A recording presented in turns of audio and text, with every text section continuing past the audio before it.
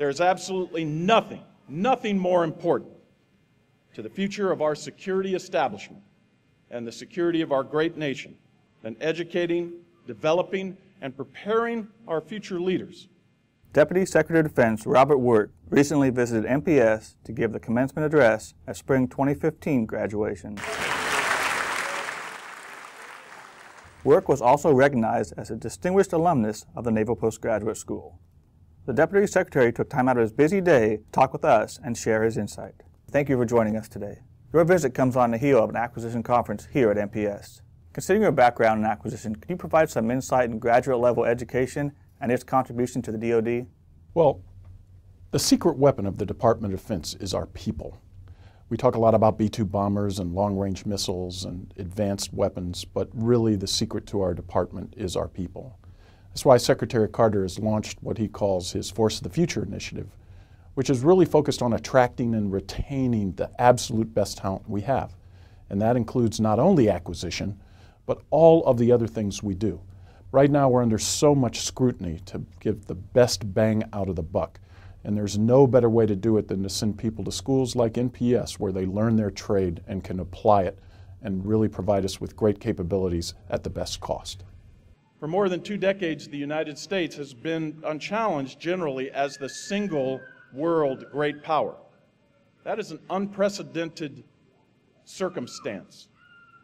That moment is coming to an end as we witness a more multipolar world where U.S. global leadership will be increasingly challenged, and perhaps no more so than in the military realm.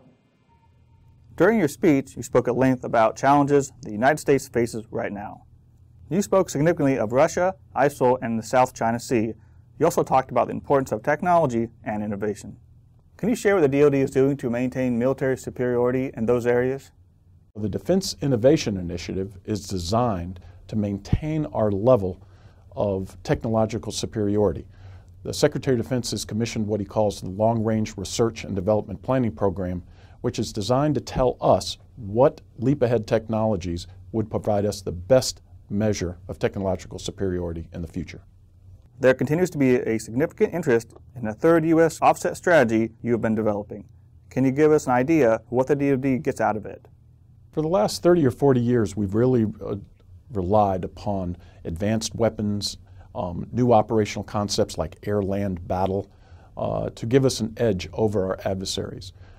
Just as we see our technology slipping, our measure of overmatch against potential adversaries is also going down. So the third offset strategy looks at technologies, new operational concepts, new organizational concepts, and innovation to try to come up with different strategies which play to our strengths and exploit an enemy's potential weaknesses. Deputy Secretary, you hold numerous academic degrees covering a swath of disciplines. Among them, a Master's of Science in Space Systems Operations from NPS. How does space configure into our current defense strategy, and what can the faculty and students at NPS do to improve this? For the last 25 years, we have almost considered space a sanctuary. We haven't really worried about adversaries being able to go up and take out our space capabilities upon which we rely so much. The space constellation allows us as a global power to project power globally, and without those space capabilities, that capability would be at risk. So what's different about the next 25 years is that space is going to be a contested environment. We have to think of it as a contested domain. We have to think in terms of resilient architectures. We have to think in terms of backups. We have to think in terms of responsive space control, defense, and launch. So what I would ask all the students and all the faculty really looking on it now is to turn their attention and say, are we really teaching our folks to worry about a contested space environment? And if not, let's change it and make sure that we do. Deputy Secretary, thank you for your time. We need a new generation of analytical thinkers that foster and inculcate to everyone around them a culture of innovation, experimentation, and adaptation. I envy every single one of you because you have a chance to make history